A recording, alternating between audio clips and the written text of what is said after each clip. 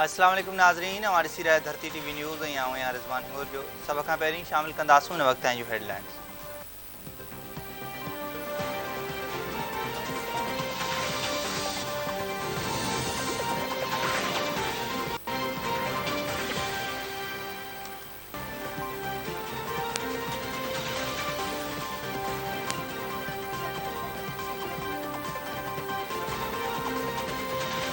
इमरान खान जो बयानियो गैर मुल्की एजेंडा है। शहबाज गिल जे ख़ानगी टीवी से गाल बोल तय थियल हुई। कहिड़े वक़्त फ़ोन ईंदो, केतिरी देर गाल बोल करनी है, सब कुछ तय थियल हो। घरू मामलन वारे वफ़ाक़ी वज़ीर राणा सनावला चयो आहे पीटीआई शहबाज गिल जे बयान जो दिफ़ा न करे सघी। फ़ौज ख़िलाफ़ मुहिम से ध्यान हटाइण लाइ शहबाज गिल ते तशद्दुद जो बयानियो घड़ियो वियो। इमरान खान पंहिंजी तक़रीर में जज साहिबा खे धमकी ॾिनी आहे। DIG एडिशनल सेशन जज के धमकियों ॾिनियूं पियूं वञनि। लसबेला जे शहीदनि ख़िलाफ़ इमरान खान जी पुठभराई थी। मुनज़िम मुहिम हलाई वई। शहबाज गिल ते तशद्दुद जे कूड़ी कहाणी बयान कई। घरू वज़ीर फ़ौज को तस्दीक करे थो त शहबाज गिल ते तशद्दुद न कयो वियो आहे।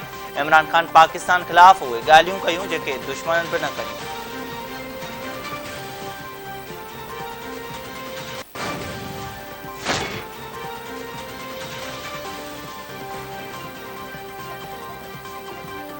अदलिया के हाणे मालूम थी वियो हूंदो त सिसिलियन माफ़िया छा थींदी आहे। इमरान खान मुल्क में घरू वेड़ी चाहे थो। सुद समाज वफ़ाक़ी वज़ीर मरियम औरंगज़ेब चयो आहे त इमरान न्याज़ी क़ौमी इदारनि ऐं रियासती रिट खे ललकारे रहियो आहे। इमरान न्याज़ी अवाम खे तशद्दुद, लाक़ानूनियत, बग़ावत ऐं फ़साद ते उकसाए रहियो आहे। फॉरेन एजेंट इमरान खान पाकिस्तान ऐं उन जी सिक्योरिटी लाइ ख़तरो बणिजी वियो आहे।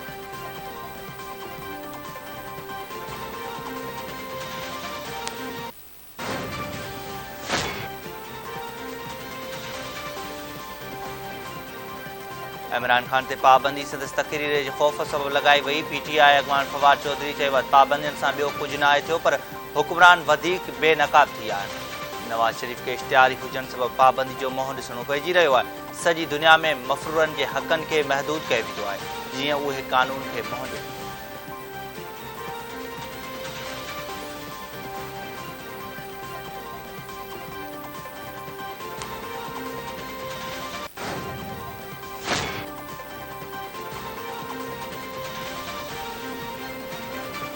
इमरान न्याज़ी पारां औरत सेशन के धमकियों, दफ़ेड़ ऐं तशद्दुद ते उकसाइण आहे। वफ़ाक़ी वज़ीर ख़्वाजा साद रफ़ीक़ पंहिंजे बयान में चयो आहे इमरान खान पाण खे हर एहतिसाब ऐं क़ानून खां मथां सम्झे थो।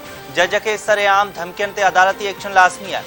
इमरान खान मुल्क जे हर इदारे खे पंहिंजे फ़रमान जी ताबे बणाइणु चाहे थो।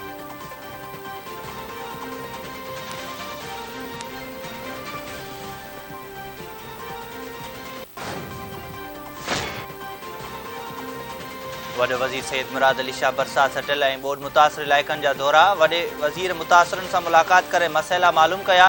इंतिज़ामिया खां इमदादी कमनि बाबति ब्रीफिंग वरिती। हुकूमत पारां ॿोॾि मुतासिर फ़ी ख़ानदान लाइ 25,000 रुपयनि जे इमदाद जो ऐलान। वॾे वज़ीर मुराद अली शाह चयो आहे तेज़ बरसातनि अवाम खे ॾुखियाईनि में विझी छॾियो आहे। सिंध हुकूमत ॾुखे वक़्त में अवाम सां गॾु आहे। पहिरीं मरहले में मुतासिरनि खे खाद खुराक ऐं ॿिए मरहले में पाणी नेकाल कयो वेंदो। कोशिशि आहे त ॿोॾि मुतासिरनि जी हर मुमकिन सहायता कई वञे। वफ़ाक़ी वज़ीर शाज़िया मरी चयो आहे बेनज़ीर इनकम सपोर्ट प्रोग्राम तहत 15 लाख ख़ानदाननि खे 25,000 रुपया ॾिना वेंदा। BISP तहत मुतासिरनि जी मदद कई पई वञे। हर तरीक़ेकार तहत मुतासिरनि जी मदद कई वेंदी। इमदादी कार्रवाई में जेको बि कोताही कंदो संदसि ख़िलाफ़ कार्रवाई थिए।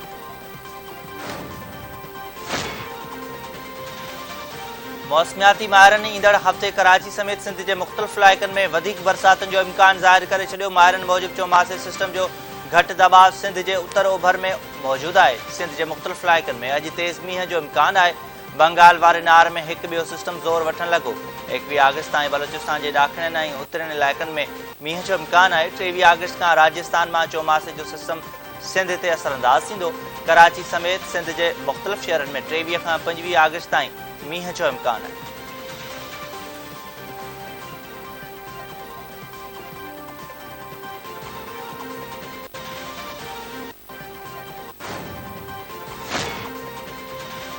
गेरेलो में घर जी छित किरण सबबि 3 भाउ भेण फोत। शहर में परवेज़ शाह जे घर जी छित किरण सबबि 3 ॿारड़ा दॿिजी विया। ज़ख़्मी हालत में अस्पताल पहुतल ॿारनि दमदणी हवाले कयो। 3 ॿारनि जे मड़ घर पहुचण ते कोरहाम अची वियो।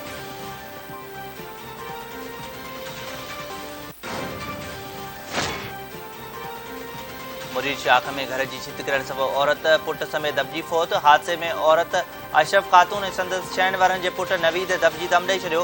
ॻोठाणनि पंहिंजी मदद पाण तहत मलबो हटाए फोती जा मढ़ कढी वरिता।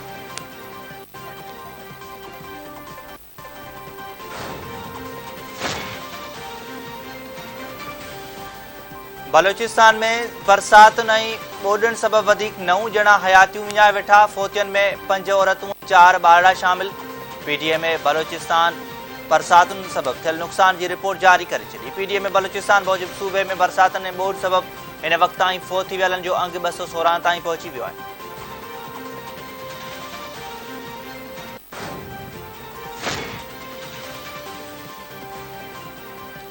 आमिर लियाकत जे लाॾाणे सबब ख़ाली थियल कराची में क़ौमी असेंबली जी तक NA 245 ते नंढी चूंड लाइ पोलिंग जो वक़्तु ख़त्म।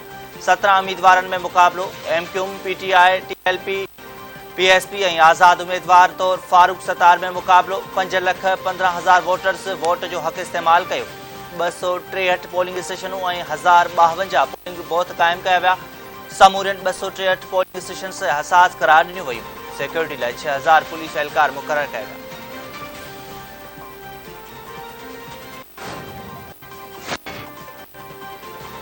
कराची जे NA 245 ते ज़मीनी चूंड पुलिस ईसा नगरी ऐं ख़ुदादाद कॉलोनी में मीडिया के कवरेज खां रोके छॾियो। सब इंस्पेक्टर मौजूदु वटि मीडिया के कवरेज जी इजाज़त ॾियण जो को लेटर न आहे। सब इंस्पेक्टर इलेक्शन कमीशन जो इजाज़तनामो मञण खां इनकार करे छॾियो।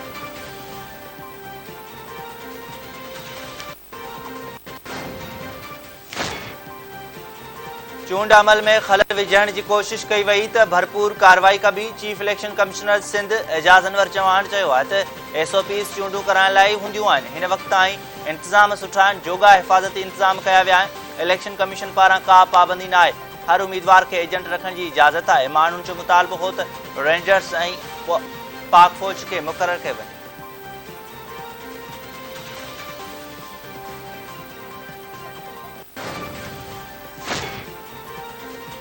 पैमरा इमरान ख़ान जी तक़रीर लाइव ॾेखारण ते पाबंदी मटे छॾी। पैमरा पहुचो इमरान ख़ान पंहिंजी तक़रीरनि में इदारनि ते लगातार बेबुनियाद इल्ज़ाम तराशी करे रहियो आहे। नफ़रत फैलाए रहियो आहे। इमरान ख़ान अमन अमान जी सूरतहाल ख़राब करे रहियो आहे। F9 पार्क में संदसि ख़िताब खे पैमरा आइन जी भञकड़ी करार ॾींदे चयो आहे त इमरान ख़ान जो ख़िताब आइन जे आर्टिकल 19 जी भञकड़ी आहे। संदसि नफ़रत अंगेज़ी सुप्रीम कोर्ट जे पाणमुरादे केस में फ़ैसिले ख़िलाफ़ आहे। इमरान ख़ान जूं रुगो रिकॉर्ड कयल तक़रीरूं असराइती मॉनिटरिंग ऐं एडिटोरियल कंट्रोल सां नशर कयूं वेंदियूं। पैमरा हिदायतुनि जी भञकड़ी कंदड़ ख़िलाफ़ कार्रवाई कई वेंदी।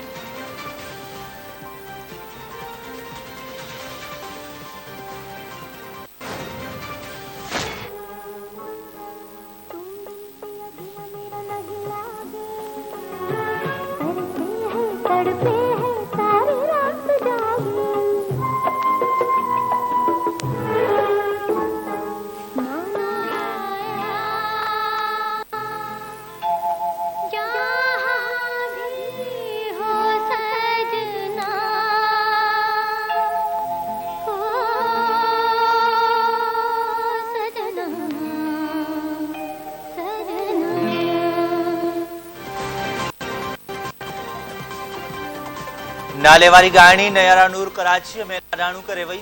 जनाज़ नमाज़ कराची डिफेंस जे इमाम बारगाह यसरफ में अदा कई वेंदी। ख़ानदानी ज़रियनि मूजिबि संदसि तदफ़ीन DH फेज़ 8 जे क़ब्रिस्तान में थींदी। वज़ीर आज़म शहबाज शरीफ़ सुदसमावारी वफ़ाक़ी वज़ीर मरियम औरंगज़ेब पंजाब जे वॾे वज़ीर परवेज़ लाई पारां नयारा नूर जे लाॾाणे ते ॾुख जो इज़हार। वज़ीर आज़म चयो त संदसि लाॾाणे सां जेको ख़ाल पैदा थियो आहे उहो कॾहिं बि भरिजी न सघंदो। नयारा नूर पंहिंजे आवाज़ में तरन्नुम ऐं सोज़ जे करे ख़ासि सुञाणप रखी।